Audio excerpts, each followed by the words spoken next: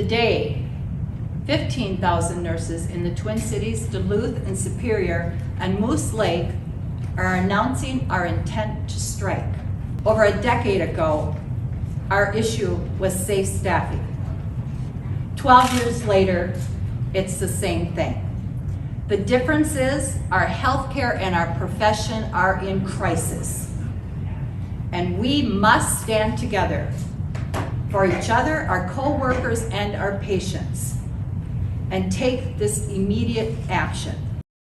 So what you just saw was an announcement made from the president of the Minnesota Nurses Association. This was an announcement on September 1st. And just yesterday, they actually followed through with their promise and they went on strike. In fact, 15,000 nurses went on strike to advocate for themselves and, more importantly, for their patients. That's something to keep in mind, because while they have multiple demands as part of this strike, really front and center of their demands is the issue involving understaffing. Okay, so I'll give you the details on what's happening with that and how the understaffing in these hospitals is not only overworking these nurses, but is negatively impacting the care that patients deserve. Now, again, 15,000 nurses went on strike to advocate for themselves and their patients. And this is now the largest private sector nurses strike in American history. So this is a huge story. And before we get into the details, I do want to share this TikTok video from an RN by the name of Samantha Ann Thrun. And of course, she's one of the striking nurses. Let's hear what she has to say.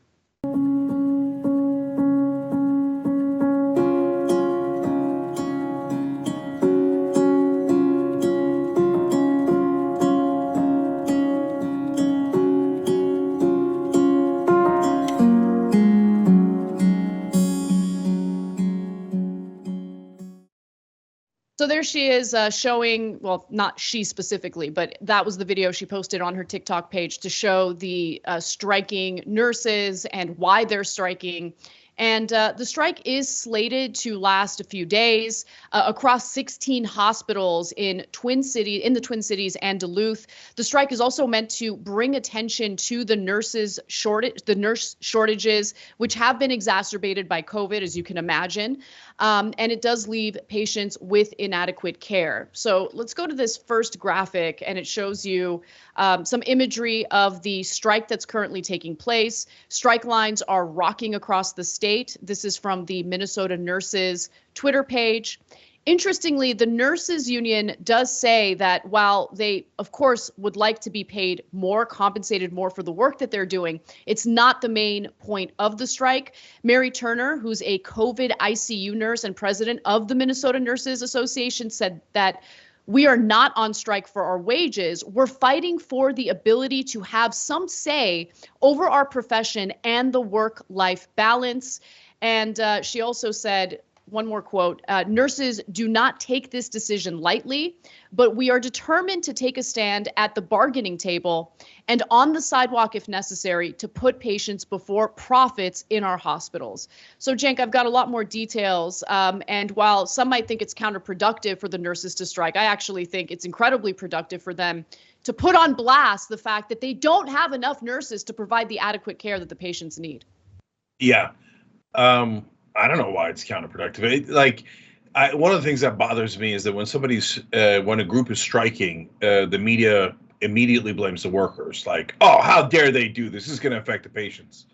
Well, why don't you blame the hospital for creating the conditions that led to the strike and thereby endangering the patients? Like, it's so weird. The media instantly, like, there's a teacher's strike. Oh, the teachers are interfering with the kids' right to school. Well, it takes two to tango. The other side's not paying them, not putting air conditioning in the case of teachers. Look, in the case of the nurses, 37,000 less nurses in the country today than before COVID pandemic started. And what it's causing is causing people to do more shifts, have less support. That's happening all across the country, but apparently it is quite acute in Minnesota where they're having this strike. And the reason, look, sometimes are there strikes that aren't justified? Yes, although one hasn't happened probably in a long, long time, right? But the great majority of the time, the strikes happen because they've asked and asked and asked, and management has said, "Yeah, I don't care. No, I'm not going to fix it." And so this is a kind of a last ditch effort to say, no, we're going to stand our ground. And now these strikes are spreading, whether politicians want them or not. Businesses and hospitals and even government, agencies want them or not. They're coming. Sad day for you guys. And I like people taking power back. And it's not a surprise that we're talking about the largest private sector nurses strike. And when we talk about the private sector, we have to look at how the system functions, right? If we're talking about a privatized model, we're also talking about a profit motive. And whenever there's a profit motive, there's this effort to cut costs. And so I think that it's definitely common sense to strike if the nurses are noticing that there are some hiring decisions that are actually overburdening them because of this shortage. So I want to give you the list of demands. Okay, so as I mentioned, they want to address the staffing shortages they're dealing with. I should also note that some of these nurses units go without a lead nurse, which is not good. They need a lead nurse on duty. Nurses fresh out of school are actually given assignments that were typically held by more experienced nurses. And nurses have increasingly been asked to take on more patients for bedside care to make up for the labor shortages. And so what are their demands? So they want to do something about the staffing plans. They have actually proposed a committee made up of nurses and management at each hospital so that they would determine appropriate staffing levels. Like, they just want a seat at the table, which, it's insane that they don't have a seat at the table, considering these are decisions that impact them and their ability to provide care to patients. They want changes to shift scheduling practices. And yes, they are asking for an increase in pay, which I don't think is unreasonable given what the last 2 years have been like for frontline workers and nurses. So they're asking for a 30% pay increase over the next 3 years, and they want protections against retaliation for nurses who report understaffing. Now, some hospitals or some hospital nurses said that their shifts are often short about 5 to 10 nurses, which, just think about that, guys. Like, think about whatever work environment you're dealing with. And imagine 5 to 10 of your colleagues, coworkers just out, gone. Okay. Think about the unbelievable pressure on you to pick up the work that still needs to be done.